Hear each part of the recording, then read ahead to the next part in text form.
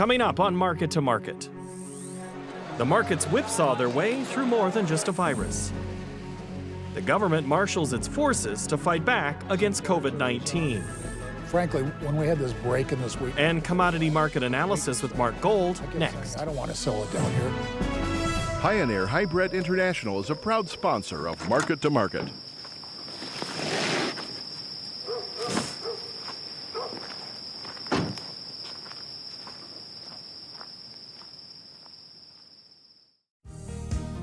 Tomorrow. For over 100 years, we've worked to help our customers be ready for tomorrow. Trust in tomorrow. Information is available from a Grinnell Mutual agent today.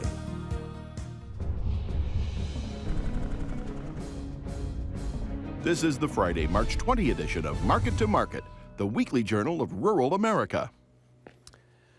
Hello, I'm Paul Yeager. The annual rites of spring, where farmers start planting and ranchers are well into calving season, are clearly being overshadowed by the COVID-19 epidemic. Before the week even began, the Fed cut interest rates a full point to nearly zero. President Trump has asked Congress for loans to businesses and direct payments to U.S. citizens as part of a $1 trillion plus aid package. Late in the week, California's governor ordered its 40 million citizens to shelter in place. On Friday, New York's governor ordered all non-essential businesses to close. Canada and Mexico agreed with the United States to shut their borders to all but essential traffic. This on the heels of last week's approval by Canada of the USMCA Trade Pact, effectively replacing the 25-year-old NAFTA treaty. Wall Street and LaSalle Street are, like many Americans, working remotely and trying to make sense of it all. Peter Tubbs has more. COVID-19 has brought many parts of the American economy to a halt. Thousands of businesses have been shut down as millions of workers are temporarily sent home to wait out the wave of cases now hitting the public. With millions of people working from home, the economic dynamic has changed and demand from many sectors in the economy is evaporating.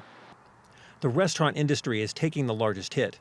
In many places, the few customers who are eating out have begun to switch to less profitable takeout.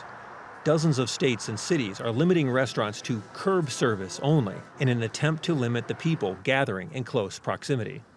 Schools across the country have been closed for an extended spring break. Children who qualify for free and reduced meals were unintentionally cut off from some of the only food they received during the day. Many school districts have rallied in support and are providing drive-up meals and groceries in an attempt to feed hungry children who may be missing meals at home. The virus relief bill that passed Congress this week included over $1 billion in additional public nutrition funding through various programs. The measure allocates additional dollars to SNAP households with children and is also helping to replace meals children are not being served at school. The jump in unemployment caused by businesses being shuttered has increased demand at the nation's food banks. Yeah, we've been seeing our clientele go up in the past week, and our volunteers have been staying home because of the coronavirus. And there has been actually less food as people have been hoarding. That hasn't hit us as hard, though, as the volunteers. Many food banks are receiving a windfall of produce from wholesalers who had originally aimed their fare at now closed restaurants. A lack of workers is also slowing activity at U.S. ports. Employees who are sick or quarantined are unavailable to unload cargo ships, which is causing a ripple effect throughout the economy. The Labor Department released numbers showing a 33% increase in unemployment claims this week to 281,000. But daily reports from states are indicating a rate of claims 10 to 20 times larger than normal, filings that were not included in Thursday's report. The combination of dropping domestic demand and a price war between Saudi Arabia and Russia caused a more than 45% drop in crude oil over 5 trading sessions. The price fell below $20 per barrel for a short time on Wednesday. The collapse in the oil market has slammed the price of ethanol far below the cost of production, and plants currently operating are either slowing production or shutting down entirely. Ethanol prices fell to an all-time low of $1.03 per gallon on Monday. Analysts foresee a 15 to 20% drop in gasoline consumption over the next few months, which would reduce corn demand by 120 to 170 million bushels. Creighton's March edition of the Rural Main Street Index saw a drop to 35.5 from February's 51.6, well below what the index calls growth neutral. More than 60% of bank CEOs surveyed expect the COVID-19 epidemic to produce a recession in their area. We're going to see a downturn in the rural economy. I don't think it'll be nearly as significant as in the urban economies, but nonetheless, we're talking about, for example, cattle prices, pork prices, corn prices, soybean prices. The list is long. Those prices are low. So the fact is that your input prices are low, but your output prices are even lower.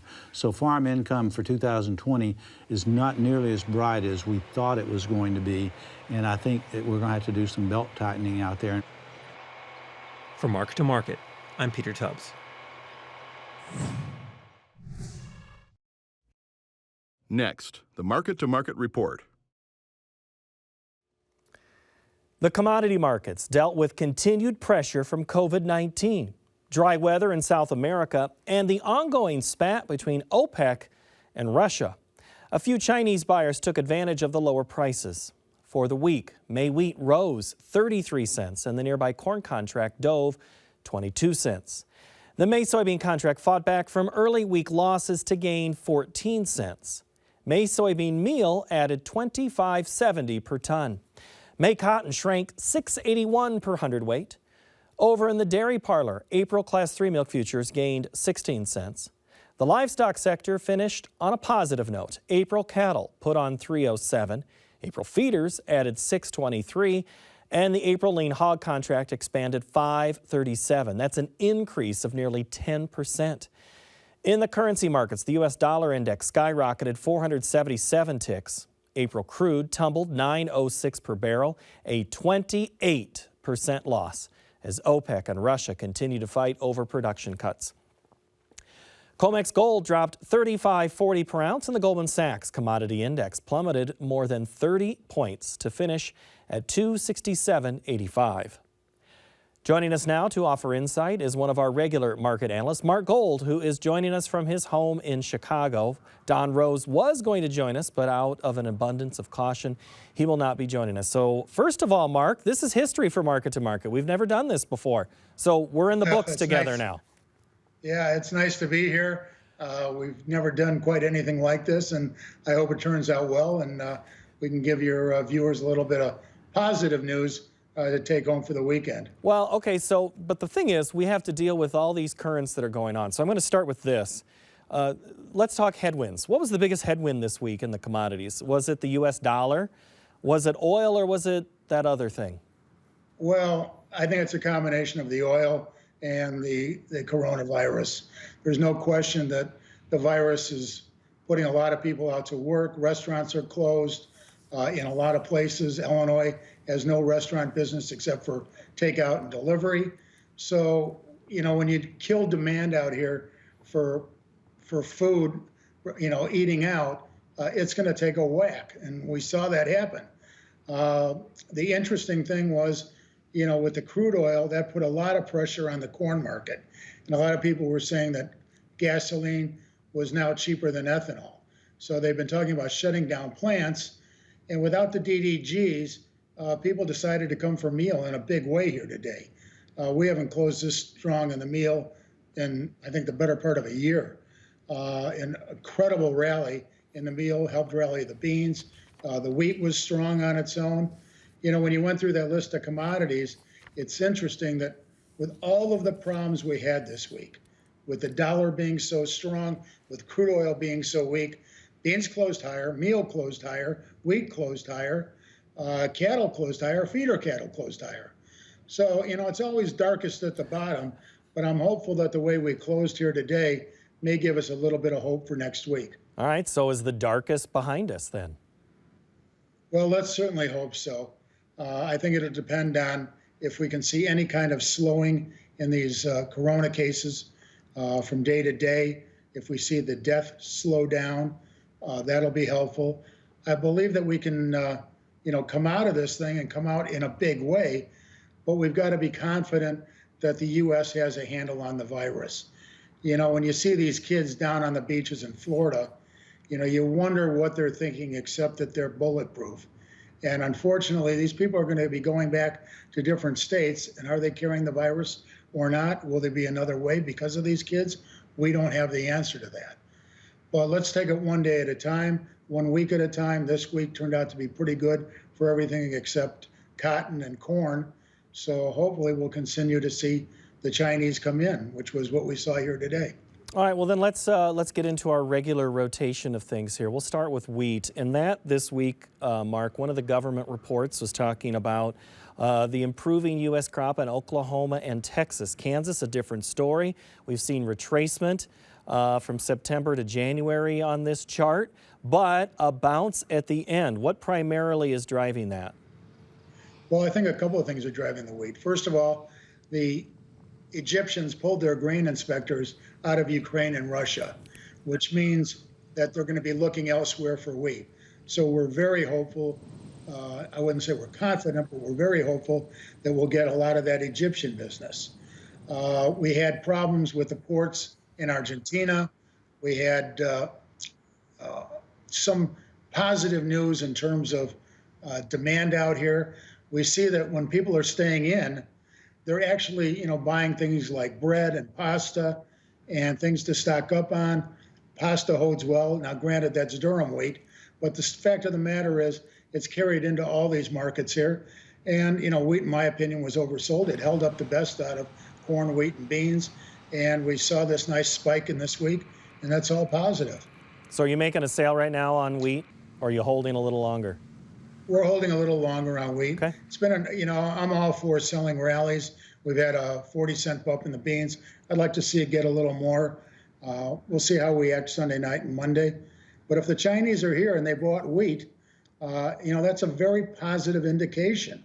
If we see another couple of sales, if they live up to buying the amount of agricultural products they've talked about, $34 billion worth, it would be great. So do I want to be bearish down here on 10-year lows in oil and extreme lows in corn? No, thanks. I'll let somebody else try the short side of that one. All right, so now on corn, you mentioned this morning, you talk about overnights. On Friday, we opened 8 cents. We rallied and then fell off and then came back for a win, a green day here in corn. But this is a lot on oil. 41 to 44% of corn is used for ethanol. So is that really the only factor here? Is there something else going on? Well, the virus is going on, but we saw the crude oil was up several bucks. We rallied it. We were down $5. I think it was Wednesday, came back $5 on Thursday. And then we were back down on the close, back under $20 a barrel briefly.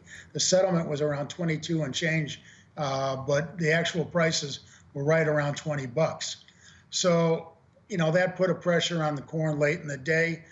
Corn tried to trade higher, but it was just too much of the crude oil pressure.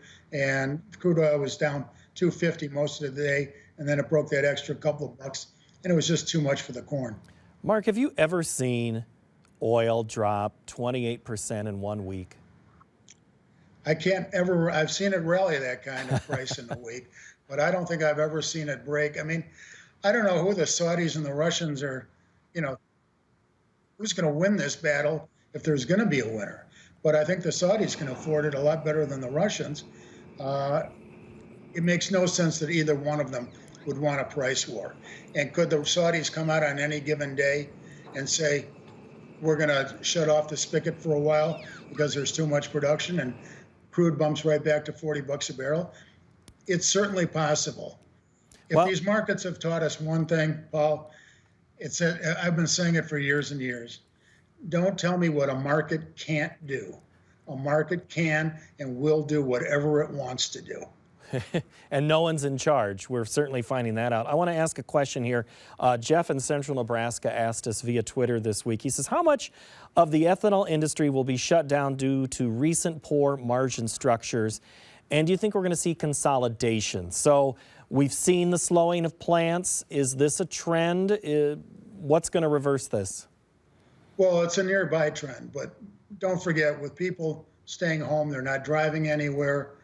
Gasoline consumption in California, I think, which is the biggest state for gas consumption, is going to be down. New York, all these states that have these quarantines, we're going to kill demand for gasoline out here, and crude oil is going to probably stay cheap unless the Saudis turn off the spigot. Now, that's going to keep the pressure on ethanol long term. What percent of plants are going to close? I'm just not smart enough as an economist to give you an answer for that. But I would think, 20 to 40% might get shut down temporarily. But when this thing comes back, and it will come back, all of these markets, people getting back out, there's going to be a bounce in these markets like you've never seen. All right, so if we're talking bounces, do we sell right now in either nearby or December corn? No, I'm looking for a little bit higher levels here yet. How much? If we can get another 20 cents out of December corn, I don't know that I want to sell it there, but these puts have been trading just fantastically. We've had puts on, taken money out of them a couple of times. We just bought some calls for some grain that we sold earlier in the year. So if we get anywhere around $4 December futures, you got to look at a 380 or 390 put, whatever the prices are. If you want to go to a short dated December 390 put, that's fine. Spend 15 cents to protect this thing if it's not all over. But the funds are still short. We could get a bump in here. And when you buy that 390 put for 15 cents, you hope corn goes to $4.50 or $5 for whatever reasons, and you lose that 15 cents. But if we come back to 330, you've got some pretty good protection there. All right, good insight there, Mark. All right, soybeans. We have issues where basis is changing on, I guess, is the basis changing where we're seeing borders close? Let's talk specifically to the north with Canada or Mexico. Is that going to impact this soybean market moving anything with borders closing? Or is there other issues that are going to push this market higher? Well, certainly the border closings are we're not going to, they say they're not going to stop commerce as I understand it. So will beans still come across the border? That's possible. Basis, if the meal continues to be so strong, guys are going to want to crush beans to get the meal and to feed that market. So I'd imagine basis will stay pretty firm. I'm more concerned about the basis in corn. We've been pleading with farmers for the last 3 or 4 months. Take advantage of this corn basis, sell your old crop grain, buy it back on with a call option if you still think there's higher prices out there. But the fact of the matter is this big corn basis could get ugly. Right, and that is something that we've been watching. It was higher and stronger later in the year than normal, and you're saying that's starting to evaporate. Well, we've seen it just in the last week or so. Guys are pulling their bids. It's not that they're closing, but they just don't want to get caught with something that they can't hedge out. So, basis is going to take a hit on corn. Hopefully guys have at least locked in the basis at these higher levels. And, it's like we've always said, you've got to take advantage of the opportunities when they're there. You just can't be sitting on your hands. All right, let's finish up our bean discussion before I get you into meats. Soybean-wise, we rally. Monday was brutal, but we came back. Where are we at on this nearby crop? 862 is our close today. Is that thing headed higher, or are we one of those dead cat bounces? Well, it's a tough question. We've seen this meal get explosive on its own and maybe go up to 340. That could be another, $15 a ton, which should be another 20, 30 cents in the beans as long as the oil doesn't drag it down. So, can we get a little bit more out of this, kind of push up to $8.90, $9? I think that's possible. Again, if we get those kind of rallies and you're worried about selling grain, just buy the put. A bean put, a short-dated bean put will probably cost you 20 cents for something legitimate out there. But if it is just a dead cat bounce and this thing gets really ugly, you can get through it. I don't think hopefully the government's going to help out the American farmer one way or the other. American farmer can't subsist on $85, $90 cattle, $3.30 corn, and $8.50 beans. So hopefully there's more in it for the American farmer from the federal government, though we haven't heard a word about that. But anyway, hopefully things straighten out. We spend the money on the put and hope for whatever reasons beans go to $9.50 or $10. But if we haven't learned anything in the last couple of weeks, you've got to be prepared for these kind of black swans that come into the market for whatever reasons. And the only way I know to do that is with put options. We will discuss cotton in Market Plus, Mark. So let's spend some time on the meats.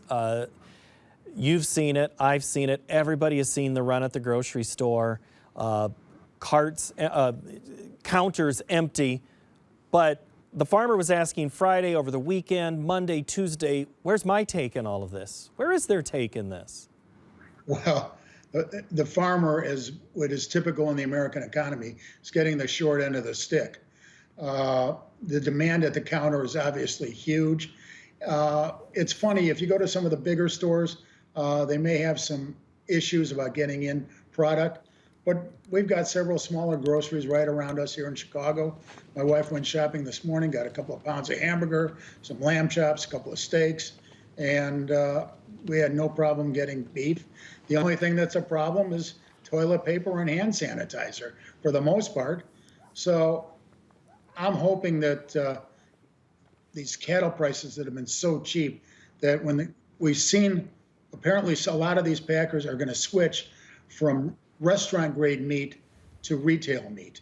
And I think we're going to have all the meat that we're going to want, all the pork we're going to want.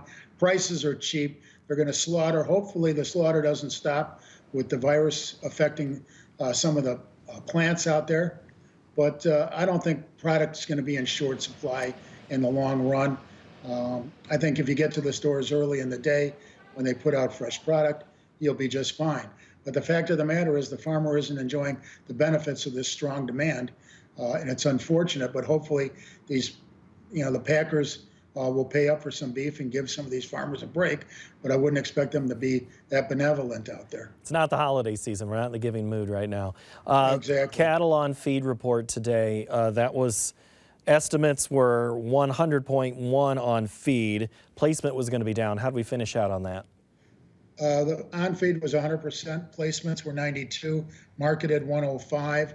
So those numbers, I think, are a tad friendly out here. But, I've been saying for a long time, if you want to know what the cattle market is going to do, watch the Dow Jones. And never has it been truer in the last 3 or 4 weeks.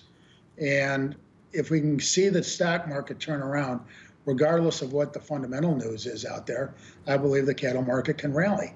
There's demand, there's no question. People want to eat, and it's just a matter of getting the meat into the supply chain to get it out there. Thank God for the people that are in the plants. Thank God for the truckers who are moving this stuff around. Thank God for the American farmer who's producing all of this. So, it's a time where we all have to buckle in. And I certainly hope the president realizes what the American farmer is doing for the Americans as a group. What about those hog farmers? They've been up and down. They've been dealing with China. Again, this week, a rally, nearly 10%. The thing is, Mark, I can't go out. I can go out and grill, maybe not today. It's like 30 degrees here.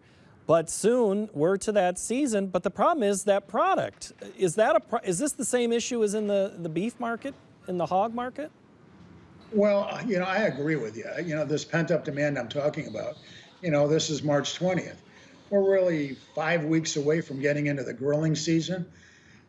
People will be able to hopefully get out of their homes by then. Can you imagine all the grilling and all the demand for pork and ribs and beef and steaks out there and hamburgers? And when we get back our sports and all the hamburgers and hot dogs that'll be sold at the stadiums, they're going to need an awful lot of beef, and people eating out again.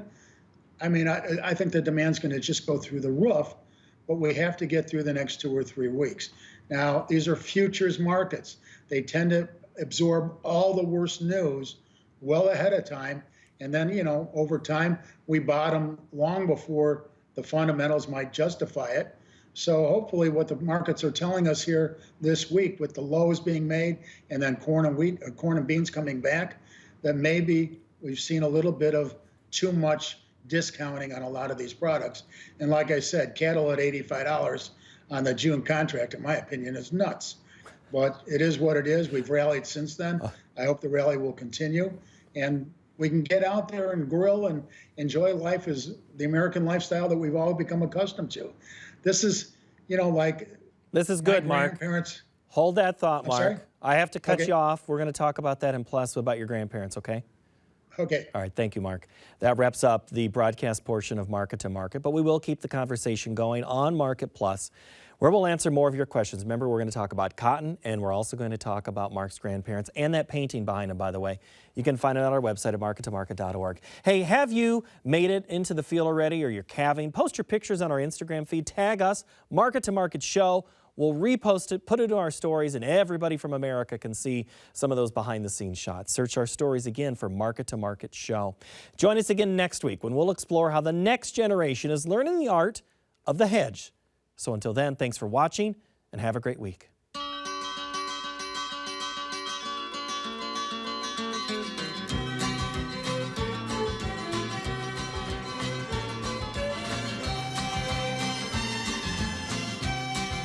Market to Market is a production of Iowa PBS, which is solely responsible for its content. Pioneer Hybrid International is a proud sponsor of Market to Market.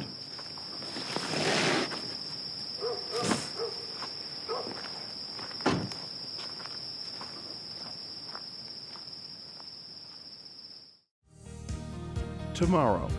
For over 100 years, we've worked to help our customers be ready for tomorrow. Trust in tomorrow. Information is available from a Grinnell Mutual agent today.